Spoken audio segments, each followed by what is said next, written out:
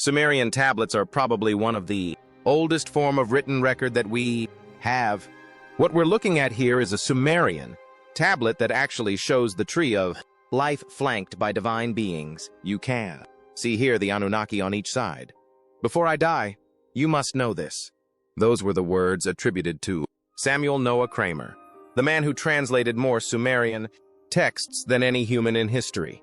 For over 50 years, Kramer sat alone with clay tablets no one else on earth could read. Tablets, older than the Bible, older than Egypt, older than recorded history itself.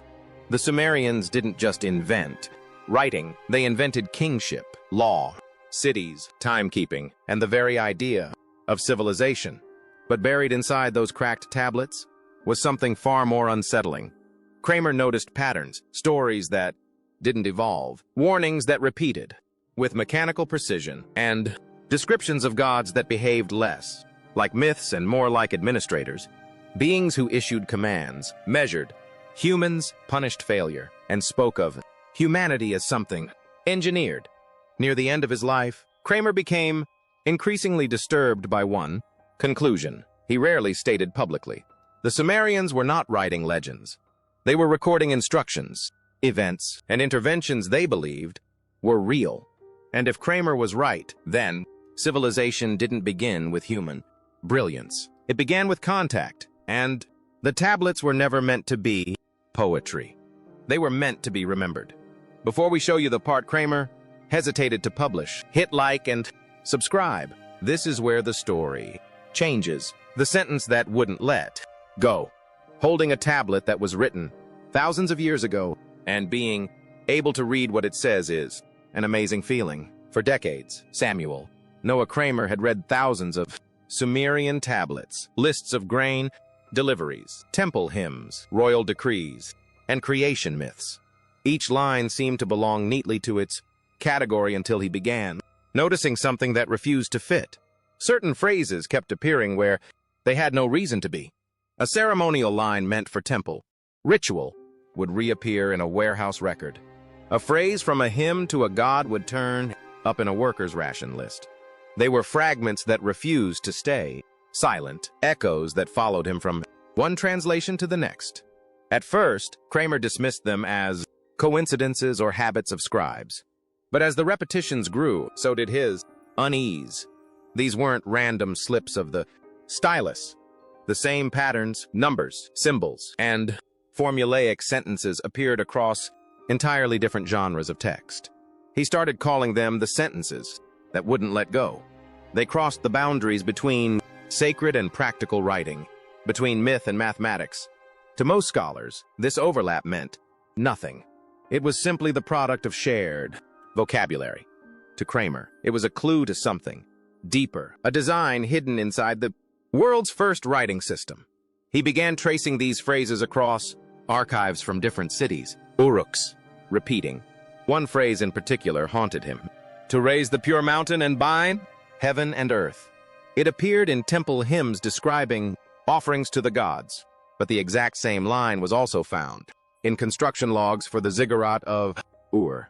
Why would a builder's record repeat the language of a sacred chant? Why would the act of laying bricks be described in cosmic terms? The more Kramer looked, the more connections emerged, lines that opened. Prayers also opened accounting tablets.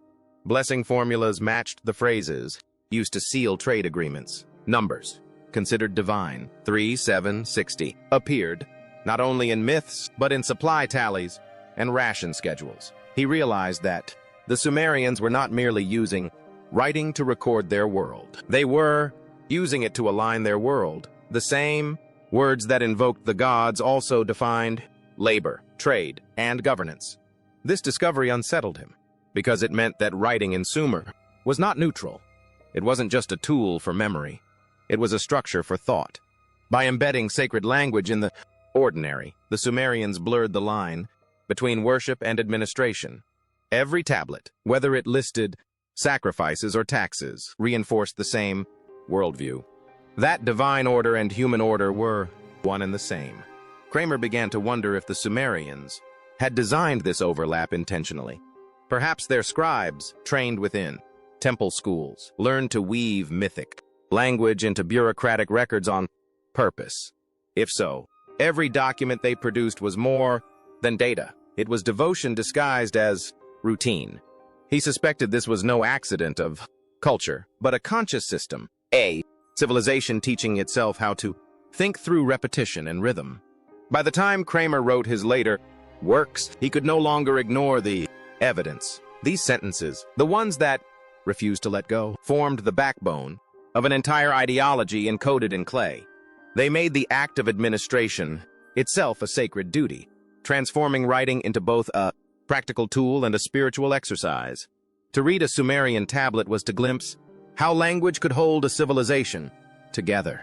Little did Kramer know those stray phrases would soon point him beyond words to a message written not on tablets, but into the stones of the ziggurat itself. The ziggurat as a three-dimensional text. When Samuel Noah, Kramer turned his attention from the tablets to the towering ruins of the ziggurat at Ur. He began to suspect that the Sumerians had not merely written their worldview, they had built it, rising from the flat Mesopotamian plain like a man-made mountain. The great ziggurat of Ur stood as both temple and symbol. Its massive terraces climbed toward the heavens, culminating in a shrine dedicated to the moon god Nana. Every brick, every step, and every alignment with the stars seemed to carry the same message Kramer had been uncovering in clay, the fusion of heaven, earth, and authority. What fascinated Kramer was how the written and the built mirrored each other.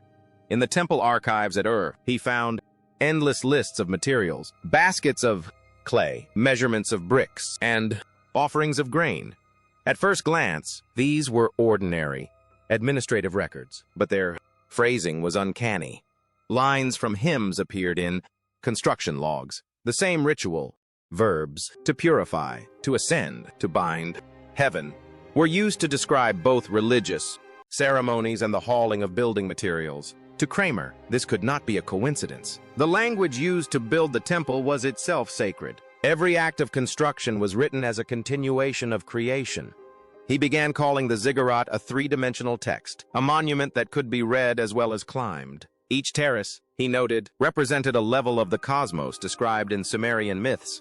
The lowest terrace symbolized the earthly plane, the middle levels, the atmosphere and stars, and the highest, the divine realm. Worshippers ascending the stairways were not merely walking upward. They were moving through layers of theology. Kramer realized that the ziggurat was not only an architectural wonder, it was the physical expression of the same patterns he found hidden in the tablets. The priests, scribes, and laborers who built it were, knowingly or not, enacting the words inscribed in clay. The deeper Kramer studied, the clearer the parallels became. In one set of tablets, offerings to Nana were listed in rhythmic, formulaic lines, each mirroring the measured structure of the ziggurat's terraces. In the king's role was described as the stair between gods and men, the living embodiment of the ziggurat itself. These phrases weren't poetic flourishes. They were blueprints. The building was both a symbol and a script where architecture, religion, and politics spoke the same language. Kramer's growing conviction was that the Sumerians had achieved something extraordinary. They had turned their architecture into an extension of their writing system. The ziggurat and the tablets did not simply coexist. They completed each other. One made belief visible, the other made it repeatable. Together, they created a cycle in which every festival, offering, and law reaffirmed the cosmic hierarchy etched into the city's skyline. This realization transformed Kramer's understanding of Sumerian civilization. He began to see the ziggurat not as a building that hosted religion, but as religion itself, a living, breathing doctrine of stone. The structure's geometry and its surrounding archives formed a single message that the order of the world was fixed, layered, and divine. Every ascent up its stairways mirrored the human desire to rise toward understanding, but it also reminded every citizen of their place within that order. For Kramer, this was the key to his growing theory. The Sumerians didn't separate sacred and secular life because they couldn't. The very language they wrote and the buildings they erected made sure of it. Their civilization was a text you could walk through, a theology you could touch. But Kramer's deeper revelation came when he looked at the scribes themselves, the gatekeepers of this living system, the scribes who ruled through words. As Samuel Noah Kramer followed the trail of repeating phrases from temple walls to ziggurat terraces, one truth became impossible to ignore. Behind every sacred hymn, every royal decree, and every ledger of bricks stood the scribes. They were the hidden architects of Sumerian civilization, the ones who transformed thought into record and record into law. While kings built monuments and priests led rituals, the scribes were the quiet engineers of continuity. Without them, there would be no civilization to remember. In the great tablet houses of cities like Ur and Nippur, young scribes trained for years under strict supervision. They copied lexical lists, hymns, contracts, and myths until they could carve cuneiform signs from memory. Kramer noted that these schools were unlike any others in the ancient world. They didn't separate the sacred from the administrative. A student could spend 1 hour practicing the dimensions of a brick shipment and the next reciting a hymn to Inanna. Over time, these parallel disciplines blurred, producing a mindset where writing itself was a ritual act. Each stylus stroke was both documentation and devotion. Cuneiform, with its thousands of wedge-shaped signs, was not an easy script to master. Many symbols carried multiple meanings depending on context and pronunciation. A sign for star could also mean God, and the symbol for life could double as a count. Kramer realized that this flexibility gave scribes enormous interpretive power. They could encode theology inside economics, embed myth into trade records, or lace divine order through administrative texts, all without changing a single mark. In other words, they didn't just record power. They wrote it into existence. The scribes' control of language made them indispensable to both temple and throne. Every law, hymn, and transaction passed through their hands. To the public, they were servants of the gods and the king.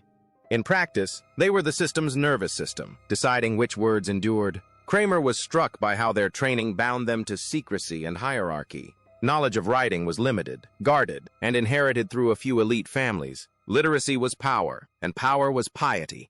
A scribe's quill was as sacred as a priest's staff. In his research, Kramer compared scribal formulas across centuries and found a continuity that defied dynastic change. Even when kings fell and cities burned, the phrases persisted. The same openings, closings, and ritual numbers. To him, this endurance revealed that it wasn't the rulers who shaped the civilization's identity, but the scribes who maintained the code. They were the custodians of cosmic order, ensuring that each new reign spoke the same divine language.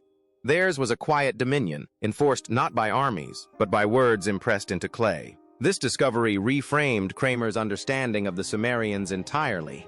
The ziggurat might have embodied their theology, but the scribes were its interpreters, those who could translate between gods and men, myth and math. Every inscription, from creation myths to ration lists, bore its invisible fingerprints.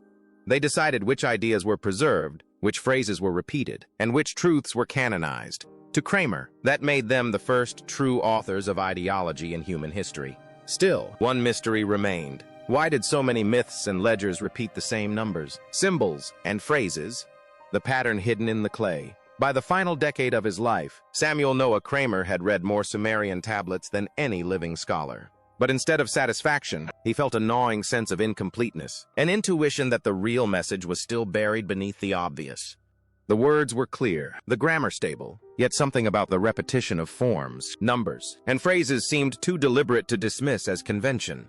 There was a pattern in the clay, one that stretched across centuries, city-states, and kings. It linked myths to ledgers, prayers to tax rolls, and cosmic hierarchies to human ones. In his notes, Kramer began charting these recurring sequences like a mathematician mapping constellations. He noticed that certain words appeared together in predictable cycles. Pure, measure, binding, ascending. The same triad surfaced in temple hymns, festival decrees, and even scribal exercises. At first, it looked like standard ritual language, formulaic, symbolic, perhaps even poetic. But as he traced the combinations further, he realized they formed a structural rhythm, a template that governed how the Sumerians organized not only language, but reality itself. The numbers told an even stranger story. Across hundreds of tablets, the same sacred figures, 3, 7, 12, 60, kept appearing everywhere. They showed up in myths, family lineages, temple offerings, even work logs. Samuel Noah Kramer began to realize this wasn't random. These numbers weren't just used for counting, they were a system. To the Sumerians, numbers weren't tools, they were principles of balance. They believed the universe itself ran on these patterns, and daily life had to match that cosmic rhythm. So when a priest offered 7 sheep, or a builder recorded 60 bricks, it wasn't simple accounting. It was symbolic, a way of keeping the city in sync with the universe. Math wasn't neutral. It was ritual. What unsettled Kramer most was how this structure never changed. Different kings, different cities, different centuries. Yet the wording, the formats, the logic stayed the same. Whether the ruler was Ur-Nammu or Shulgi, whether the tablet came from Uruk or Lagash, it all followed the same hidden template. It was as if every scribe was copying from an invisible master script. Religion, bureaucracy, and mythology all ran on the same underlying code. That realization pushed Kramer toward a radical conclusion. The Sumerians weren't just using writing to describe their world. They were using it to keep that world running. Writing didn't record order. It created it. Inscribing laws, rituals, and hierarchies into clay was how those things became real and permanent. Kramer began calling this system the Sumerian Code. Not a secret cipher, but a cultural program that endlessly repeated itself. The ziggurat was its physical symbol. The tablet was its tool. The scribe was the operator. Each reinforced the other. Reading a text meant participating in the system. Writing one meant renewing it. These tablets weren't passive records. They were machines that kept civilization going. Kramer later admitted to a colleague that this idea disturbed him more than any myth or artifact he'd ever studied. It suggested that the world's first writing system might also have been the world's first programming language, a way to encode belief, hierarchy, and obedience directly into society. If that was true, then the Sumerians hadn't just invented literacy, they had invented something far more powerful: ideological engineering. The patterns in the clay weren't messages about gods. They were messages about control. As his health declined, Kramer began hinting more openly at what he believed. "Before I die, please listen," he wrote.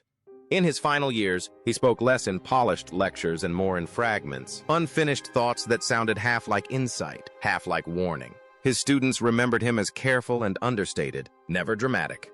That's why it was so striking when he began ending letters and interviews with that same line. It wasn't a plea for attention. It was the voice of someone carrying a truth he felt had gone unheard. Kramer's conclusion hadn't come from a single tablet or translation. It emerged slowly after decades of study. The Sumerians, he believed, were the first people to truly understand that language doesn't just describe reality, it shapes it.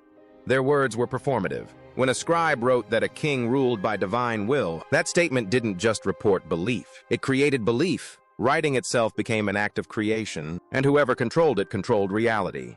In his later notebooks, Kramer wrote that every civilization is built on two kinds of power. One is visible: bricks, armies, temples. The other is invisible: stories, laws, myths. The Sumerians fused the two through writing. The ziggurat made hierarchy visible in stone. Cuneiform preserved it in text. Together, they formed a loop that trained generations to see order as natural and unquestionable. The priest read the tablet. The laborer laid the bricks. Both believed they were serving the gods.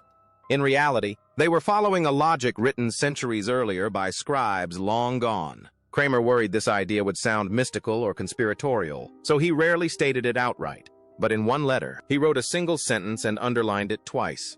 The Sumerians discovered that to rule the mind, one needs only rule the symbols. To him, this was their greatest invention: control through language instead of force. A quiet power that would become the foundation of every organized society that followed. The tragedy, Kramer believed, was that this power became invisible precisely because it worked so well. Once writing was woven into religion and government, no one questioned it. Sacred words became state law.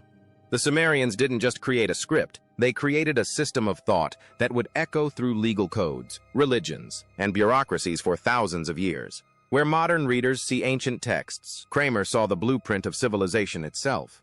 His final unpublished writings read more like reflections than academic work. He argued that the line between myth and record, sacred and secular, didn't exist at the beginning.